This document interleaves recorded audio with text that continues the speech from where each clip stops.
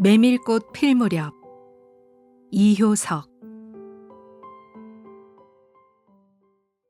여름장이란 애시당초에 글러서 해는 아직 중천에 있건만 장파는 벌써 쓸쓸하고 더운 햇발이 버려놓은 전 휘장 밑으로 등줄기를 훅훅 볶는다. 마을 사람들은 거의 돌아간 뒤요 팔리지 못한 나무꾼패가 길거리에 궁깃거리고들 있으나 석유병이나 받고 고깃말이나 사면 족할 이 축들을 바라고 언제까지든지 버티고 있을 법은 없다. 칩칩스럽게 날아드는 파리떼도 장난꾼 각다귀들도 귀찮다. 얼금뱅이요 왼손잡이인 드팀전의 허생원은 기어이 동업의 조선달을 낚구어 보았다. 그만 거둘까? 잘 생각했네. 봉평장에서 한 번이나 흐뭇하게 사본 일이 있었을까? 내일 대화장에서나 한몫 벌어야겠네.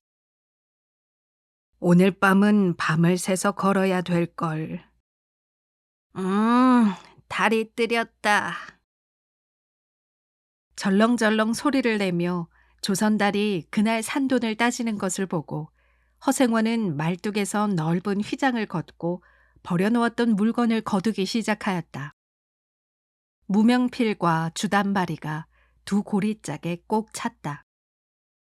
멍석 위에는 천조각이 어수선하게 남았다. 다른 축들도 벌써 거의 전들을 걷고 있었다. 약바르게 떠나는 패도 있었다. 어물장수도 땜장이도 엿장수도 생강장수도 꼴들이 보이지 않았다. 내일은 진보와 대화의 장을 선다. 축들은 그 어느 쪽이로든지 밤을 새며 60-70리 밤길을 타박거리지 않으면 안 된다. 장파는 잔치 뒷마당같이 어수선하게 벌어지고 술집에서는 싸움이 터져 있었다. 주정꾼 욕지거리에 섞여 계집의 앙칼진 목소리가 찢어졌다. 장날 저녁은 정해놓고 계집의 고함 소리로 시작되는 것이다. 생원, 시침을 때도 다 안 해. 중주집 말이야. 계집 목소리로 문득 생각난 듯이 조선달은 비죽이 웃는다. 화중지병이지. 연소패들을 적수로 하고야 대거리가 돼야 말이지. 그렇지도 않을걸. 죽들이 사족을 못 쓰는 것도 사실은 사실이나 아무리 그렇다고 해도 왜 그 동이 말일세. 감쪽같이 충주집을 후린 눈치거든. 뭐? 그 애숭이가? 물건 가지고 낚았나 보지. 착실한 녀석인 줄 알았더니. 그 길만은 알 수 있나.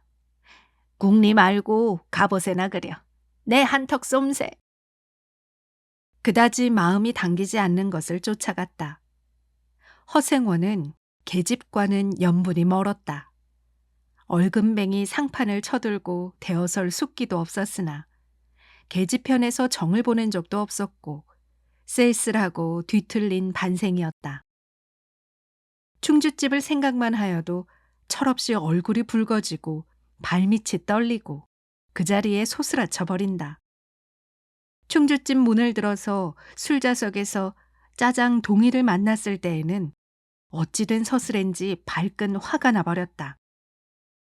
상위에 붉은 얼굴을 쳐들고 제법 계집과 농탕 치는 것을 보고서야 견딜 수 없었던 것이다. 녀석이 제법 난질꾼인데 꼴사납다. 머리에 피도 안 마른 녀석이 낮부터 술 처먹고 계집과 농탕이야. 장돌뱅이 망신만 시키고 돌아다니누나 그 꼴에 우리들과 한몫 보자는 셈이지. 동이 앞에 막아서면서부터 책망이었다.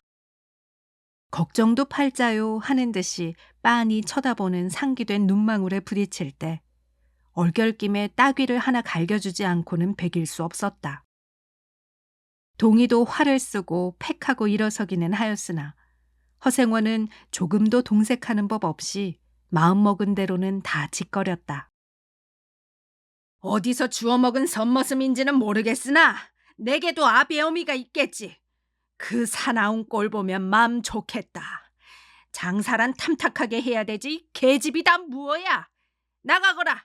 냉큼 꼴 치워. 그러나 한마디도 대거리하지 않고 하염없이 나가는 꼴을 보려니 도리어 측은히 여겨졌다. 아직도 서름서름한 사이인데 너무 과하지 않았을까 하고 마음이 쓰였다. 주제도 넘지.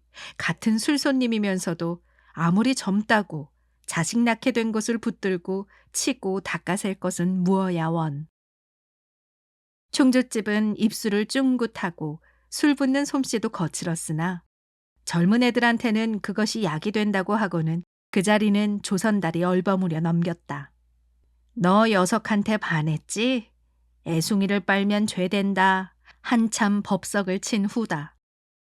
담도 생긴 데다가 웬일인지 흠뻑 취해보고 싶은 생각도 있어서 허생원은 주는 술잔이면 거의 다 들이켰다.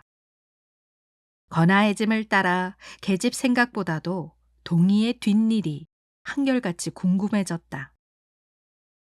내 꼴에 계집을 가로채서는 어떡할 작정이었노 하고 어리석은 꼬락서니를 모질게 책망하는 마음도 한편에 있었다.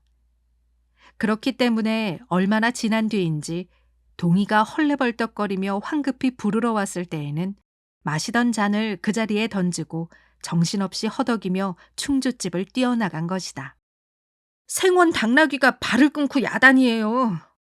각다귀들 장난이지 필연코. 짐승도 짐승이려니와 동희의 마음씨가 가슴을 울렸다. 뒤를 따라 장판을 다름질하려니 거슴츠레한 눈이 뜨거워질 것 같다. 불악스런 녀석들이라 어쩌는 수 있어야죠. 나귀를 몹시구는 녀석들은 그냥 두지는 않을걸. 반평생을 같이 지내온 짐승이었다. 같은 주막에서 잠자고 같은 달빛에 젖으면서 장에서 장으로 걸어다니는 동안에 20년의 세월이 사람과 짐승을 함께 늙게 하였다. 까스러진 목 뒤털은 주인의 머리털과도 같이 바스러지고 개진개진 젖은 눈은 주인의 눈과 같이 눈곱이 흘렀다. 몽당비처럼 짧게 슬리운 꼬리는 파리를 쫓으려고 기껏 휘저어 보아야 벌써 다리까지는 닿지 않았다. 달아 없어진 굽을 몇 번이나 도려내고 새철을 신겼는지 모른다. 굽은 벌써 더 자라나기는 틀렸고 달아버린 철 사이로는 피가 빼짓이 흘렀다. 냄새만 맡고도 주인을 분간하였다. 호소하는 목소리로 야단스럽게 울며 반겨한다. 어린아이를 달래듯이 목덜미를 어루만져 주니 나귀는 코를 벌름거리고 입을 투르르 거렸다. 콧물이 튀었다. 허생원은 짐승 때문에 속도 무던히는 썩였다. 아이들의 장난이 심한 눈치여서 땀밴 몸뚱어리가 부들부들 떨리고 좀채 흥분이 식지 않는 모양이었다. 굴레가 벗어지고 안장도 떨어졌다. 요 몹쓸 자식들 하고 허생원은 호령을 하였으나 패들은 벌써 줄행랑을 놓은 뒤요. 몇 남지 않은 아이들이 호령에 놀래 비슬비슬 멀어졌다. 우리들 장난이 아니오. 암놈을 보고 저 혼자 발광이지. 코 흘리게 한 녀석이 멀리서 소리쳤다. 그 녀석 말투가. 김참지 당나귀가 가버리니까 온통 흙을 차고 거품 흘리면서 미친 소같이 날뛰는걸. 꼴이 우스워 우리는 보고만 있었다오. 배를 좀 보라지. 아이는 앙돌아진 투로 소리를 치며 깔깔 웃었다. 허생원은 모르는 결에 낯이 뜨거워졌다. 무시선을 막으려고 그는 짐승의 배 앞을 가리워서지 않으면 안 되었다. 늙은 주제에 암샘을 내는 셈이야. 저놈의 짐승이. 아이의 웃음소리에 허생원은 주춤하면서 기어이 견딜 수 없어 채찍을 들더니 아이를 쫓았다. 쫓으려거든 쫓아보지. 왼손잡이가 사람을 때려. 줄다름에 달아나는 각다귀에는 당하는 재주가 없었다. 왼손잡이는 아이 하나도 후릴 수 없다. 그만 채찍을 던졌다. 술기도 돌아 몸이 유난스럽게 화끈거렸다. 그만 떠나세. 녀석들과 어울리다가는 한이 없어. 장판의 각다기들이란 어른보다도 더 무서운 것들인걸. 조선달과 동이는 각각 제 나귀의 안장을 얹고 짐을 싣기 시작하였다. 해가 꽤 많이 기울어진 모양이었다. 드팀 전 장도리를 시작한 지 20년이나 되어도 허생원은 봉평장을 빼놓은 적은 드물었다.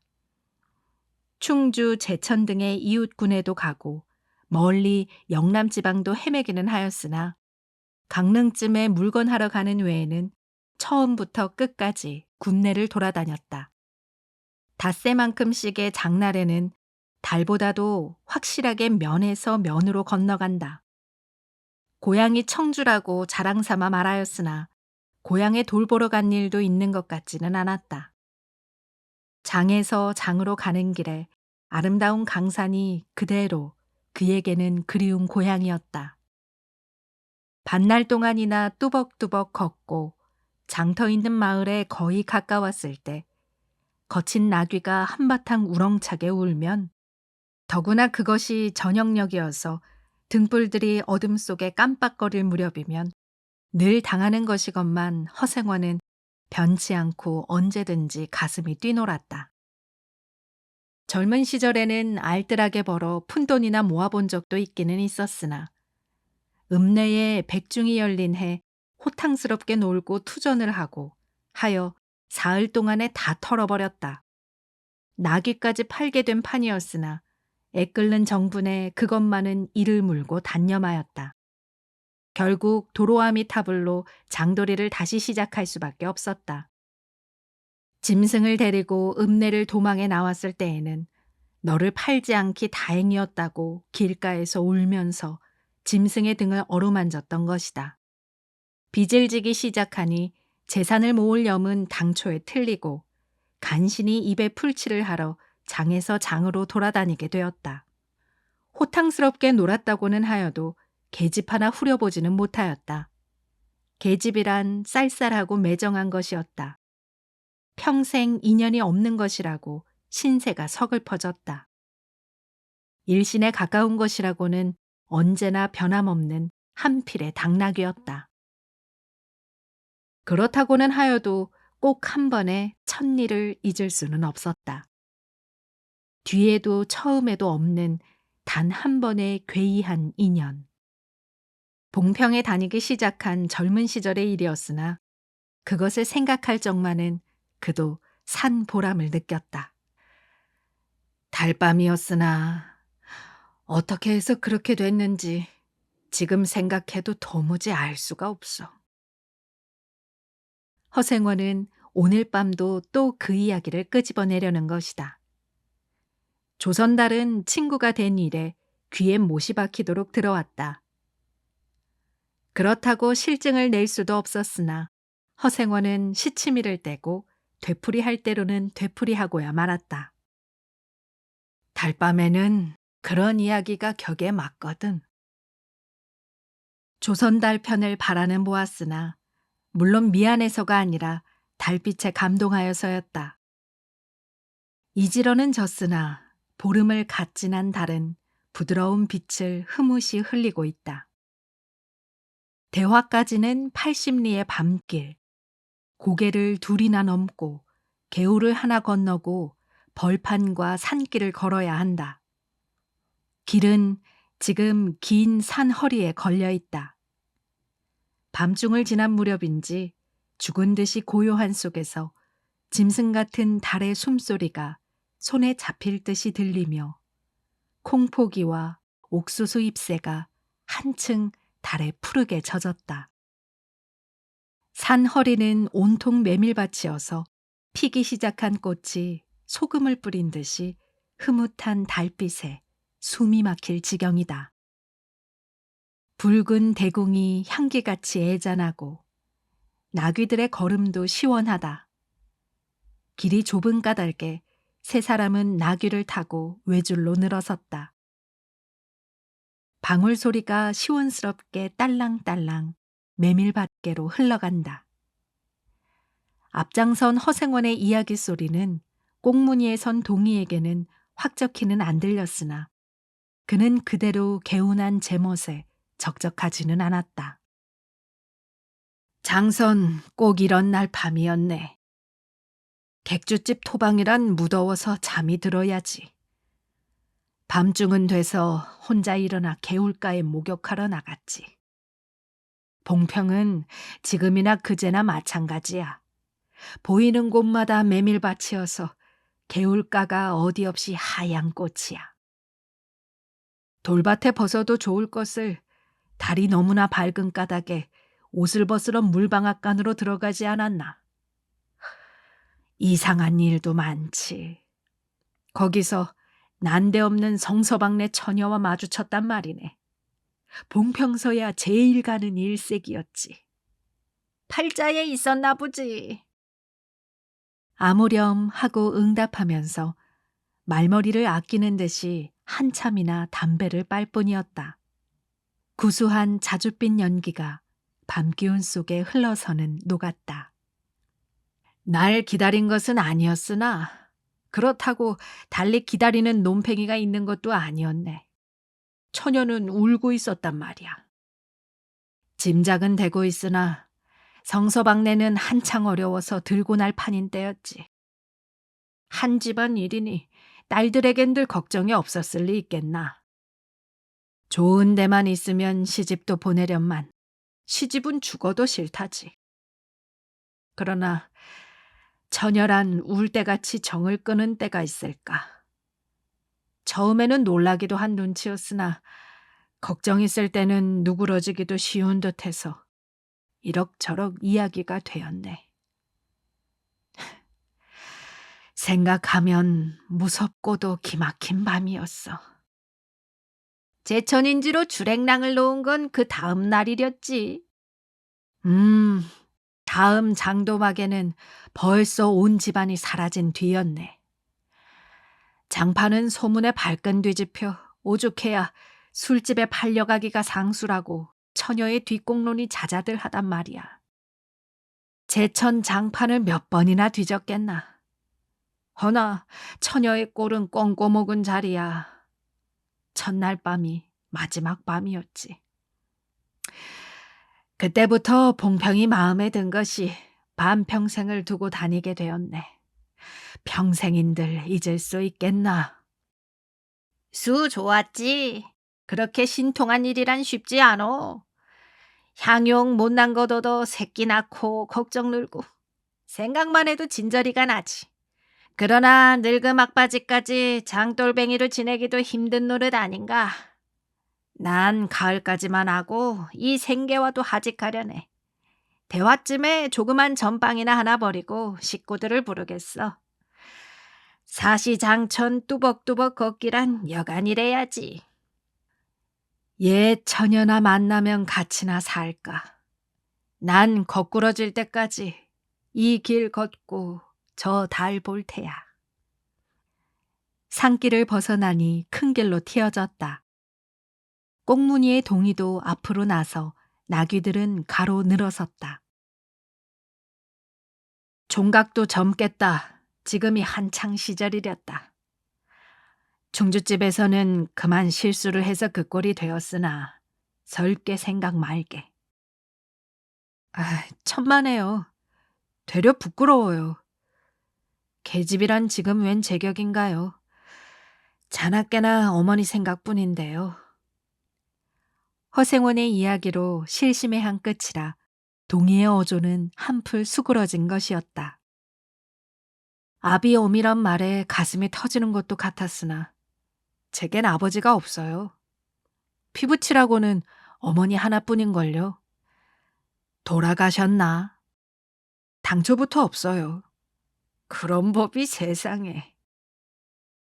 생원과 선달이 야단스럽게 껄껄들 웃으니 동희는 정색하고 우길 수밖에는 없었다. 부끄러워서 말하지 않으려 했으나 정말이에요. 제천촌에서 달도 차지 않은 아이를 낳고 어머니는 집을 쫓겨났죠. 우스운 이야기나 그러기 때문에 지금까지 아버지 얼굴도 본 적 없고 있는 고장도 모르고 지내요. 고개가 앞에 놓인 까닭에 세 사람은 나귀를 내렸다. 둔덕은 험하고 입을 벌리기도 대근하여 이야기는 한동안 끊겼다. 나귀는 건듯하면 미끄러졌다. 허생원은 숨이 차 몇 번이고 다리를 쉬지 않으면 안 되었다. 고개를 넘을 때마다 나이가 알렸다. 동이 같은 젊은 축이 끝이 없이 부러웠다. 땀이 등을 한바탕 쭉 씻어내렸다. 고개 너머는 바로 개울이었다. 장마에 흘겨버린 널다리가 아직도 걸리지 않은 채로 있는 까닭에 벗고 건너야 되었다. 고이를 벗어 띠로 등에 얽어매고 반 벌거숭이의 우스꽝스런 꼴로 물속에 뛰어들었다. 금방 땀을 흘린 뒤였으나 밤물은 뼈를 찔렀다. 그래, 대체 기르긴 누가 기르고. 어머니는 하는 수 없이 의부를 얻어가서 술 장사를 시작했죠. 술이 고줄해서 의부라고 전 망난이에요. 철들어서부터 맞기 시작한 것이 하룬둘 편할 날이 있었을까. 어머니는 말리다가 채이고 맞고 칼부림을 당하고 한이 집골이 무엇겠소. 18살 때 집을 뛰쳐나와서부터 이 짓이죠. 총각 낯새론 동이 무던하다고 생각했더니 듣고 보니 딱한 신세로군. 물은 깊어 허리까지 찼다. 속물살도 어지간히 센 데다가 발에 채이는 돌멩이도 미끄러워 금시에 훌칠 듯 하였다. 나귀와 조선달은 재빨리 거의 건넜으나 동이는 허생원을 붙드느라고 두 사람은 훨씬 떨어졌다. 모친의 친정은 원래부터 제천이었던가? 웬걸요, 시원스리 말은 안 해주나 봉평이라는 것만은 들었죠. 봉평? 그래, 그 아비성은 무엇이고? 알 수 있나요? 도무지 듣지를 못했으니까. 그렇겠지. 하고 중얼거리며 흐려지는 눈을 까물까물 하다가 허생원은 경망하게도 발을 빗디뎠다. 앞으로 고꾸라지기가 바쁘게 몸째 풍덩 빠져버렸다. 허우적거릴수록 몸을 걷잡을 수 없어 동이가 소리를 치며 가까이 왔을 때에는 벌써 퍼그나 흘렀었다. 옷째 쫄딱 젖으니 물에 젖은 개보다도 참혹한 꼴이었다. 동이는 물속에서 어른을 해깝게 업을 수 있었다. 젖었다고는 하여도 여윈 몸이라 장정 등에는 오히려 가벼웠다. 이렇게까지 해서 안 됐네. 내 오늘은 정신이 빠진 모양이야. 염려하실 것 없어요. 그래, 모치는 아비를 찾지는 않는 눈치지? 늘 한번 만나고 싶다고는 하는데요. 지금 어디 계신가? 의부와도 갈라져서 제천에 있죠. 가을에는 봉평에 모셔오려고 생각 중인데요. 이를 물고 벌면 이럭저럭 살아갈 수 있겠죠. 아무렴 기특한 생각이야. 가을이랬다. 동이의 탐탁한 등어리가 뼈에 사무쳐 따뜻하다. 물을 다 건넜을 때에는 도리어 서글픈 생각에 좀 더 엎였으면도 하였다. 진종일 실수만 허니 웬일이요 생원? 조선달은 바라보며 기어코 웃음이 터졌다. 나귀야, 나귀 생각하다 실족을 했어. 말 안 했던가? 저 꼴에 제법 새끼를 얻었단 말이지. 읍내 강릉집 피마에게 말일세. 귀를 쫑긋 세우고 달랑달랑 뛰는 것이 나귀 새끼같이 귀여운 것이 있을까? 그것 보러 나는 일부러 읍내를 도는 때가 있다네. 사람을 물에 빠치울 땐 나는 대단한 나귀 새끼군. 허생원은 젖은 옷을 웬만큼 짜서 입었다. 이가 덜덜 갈리고 가슴이 떨리며 몹시도 추웠으나 마음은 알 수 없이 둥실둥실 가벼웠다. 주막까지 부지런히들 가세나. 뜰에 불을 피우고 후투시 쉬어. 나귀에겐 더운 물을 끓여주고 내일 대화장 보고는 제천이다. 생원도 제천으로? 오래간만에 가보고 싶어. 동행하려나, 동이? 나귀가 걷기 시작하였을 때 동이의 채찍은 왼손에 있었다. 오랫동안 아둑신이 같이 눈이 어둡던 허생원도 요번만은 동이의 왼손잡이가 눈에 띄지 않을 수 없었다. 걸음도 해깝고 방울소리가 밤벌판에 한층 청청하게 울렸다. 달이 어지간히 기울어졌다. 이효석의 메밀꽃 필 무렵이었습니다. 1936년 조광지에 발표되어 한국 현대 단편 소설의 백미로 손꼽히는 작품이죠. 작가 이효석은 원래 도시지향적이고 세련된 문체로 주목받았지만 이 작품을 통해 농촌 배경의 서정성과 자연미를 극대화하여 분위기 소설의 새로운 문학 세계를 열었습니다. 허생원과 나귀와의 융합을 통해 허생원과 동이의 혈연적 관계를 암시하는 치밀한 구성을 보이는 메밀꽃 필 무렵은 자연과 인간, 과거와 현재, 세대 간의 감정을 절묘하게 엮은 이야기입니다. 밤길을 걷는 동안 허생원은 옛사랑을 회상하고 자신과 비슷한 상처를 지닌 청년 동이에게 묘한 동질감을 느낍니다. 이야기의 마지막 동이가 왼손잡이라는 사실이 드러나며 둘 사이에 얽힌 인연을 암시적으로 깨닫게 됩니다. 달빛 아래 하얗게 핀 메밀꽃밭을 배경으로 펼쳐지는 이야기는 현실과 회상의 경계를 서정적으로 넘나들며 독특한 분위기를 자아냅니다. 허생원의 애수가 산길과 메밀꽃, 개울과 달빛을 따라 흐르며 신비로운 배경의 분위기가 낯익은 한국 정서로 자리 잡았죠. 마음속에 한동안은 메밀꽃이 흐드러지게 핀 밤길을 걸을 것 같습니다.